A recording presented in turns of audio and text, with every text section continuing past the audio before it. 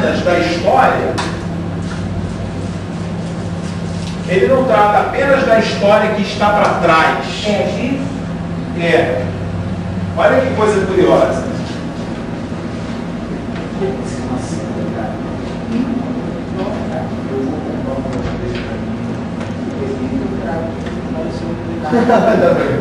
Já garante vários pontos na prova, vai tirando o serviço dela.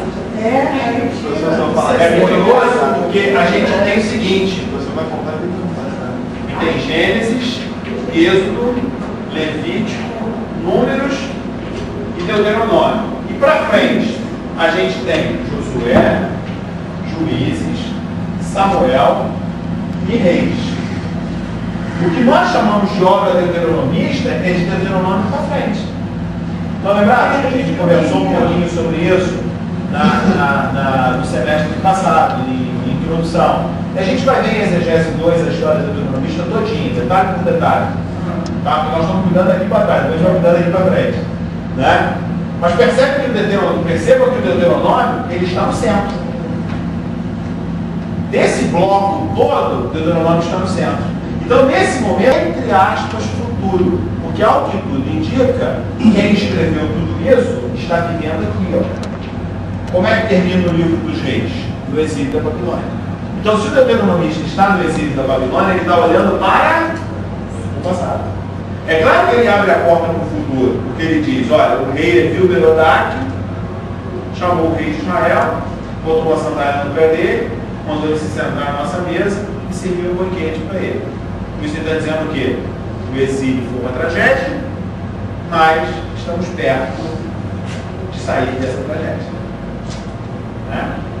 Mas deixa eu perguntar uma coisa aqui que eu não entendo. Fonte deuteronomista, que vem, que tem coisas até muito mais. Uma é o livro do Deuteronômio. Esse livro ele inspirou o que nós chamamos de fonte deuteronomista, que é o quê? À luz do livro do Deuteronômio, o que está para trás, em Gênesis, foi retocado por esse deuteronomista. Outra coisa é a história deuteronomista que se segue. Em outras palavras, o livro do Deuteronômio inspirou o retoque dessa obra que está para trás. Aí ele é uma fonte. Isso. Mas iluminou a escrita dessas histórias. Aí ele é o Deuteronômio. Exatamente. Ele é a tal da história que nós chamamos de OHDD. OHDD. Entendeu? No exílio da Babilônia aparece o escrito sacerdotal primitivo, obra dos sacerdotes exilados. Depois do regresso do exílio, do século V, este escrito é combinado com os precedentes, retocado e aumentado em alguns aspectos e vai ocupar um lugar dominante no conjunto da narração. Veja, nós estamos seguindo que modelo? J, E, D e por fim T. O sacerdotal, ele é o camarada que vai alinhavar, misturar todo.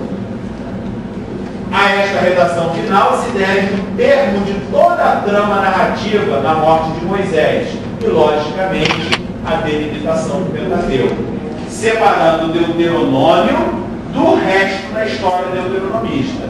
Esse trabalho deve ter sido concluído por volta do ano 400. Então, gente, vamos tentar fazer o seguinte esquema. Olha só. No século X a.C., surgiu J. No século 8 surgiu E. E aqui eles foram juntados em JE. No século VII surgiu D. Quem é D? Não é o Deuteronômio inteiro. É o núcleo do Deuteronômio. Esse núcleo do Deuteronômio, quando juntou J, E e D, ele ganhou, digamos assim, um colorido novo. Porque agora ele tem histórias lá para trás, e essas histórias, de certa maneira, orientaram a lógica do Deuteronômio.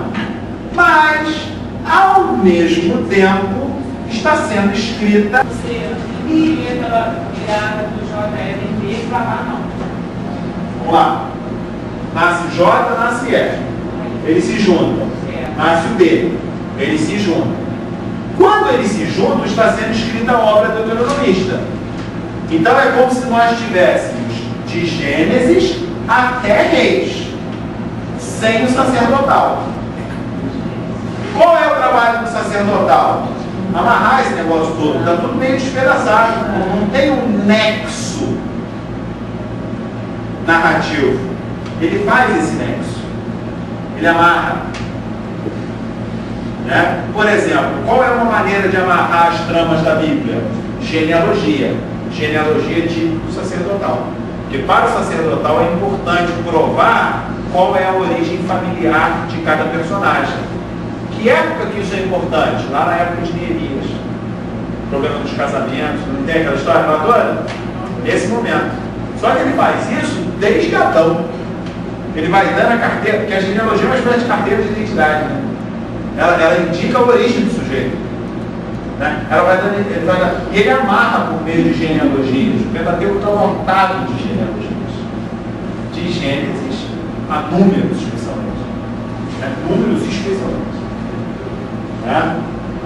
Então, veja, quando ele tem o sacerdotal, ele faz essa armação.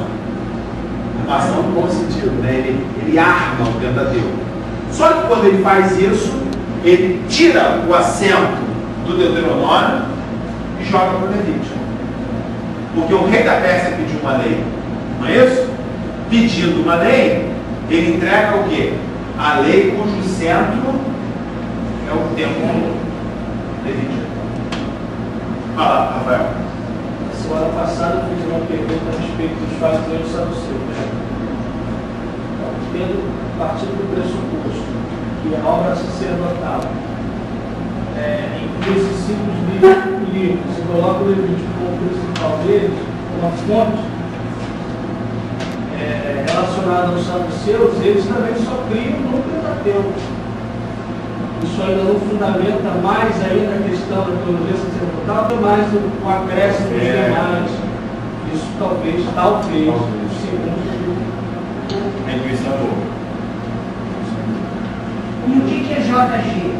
É uma fonte? É uma outra fonte? JG? O que é isso aqui, gente? Você tem noção? O que eu falo? Na apresentação. Aí, fica aí.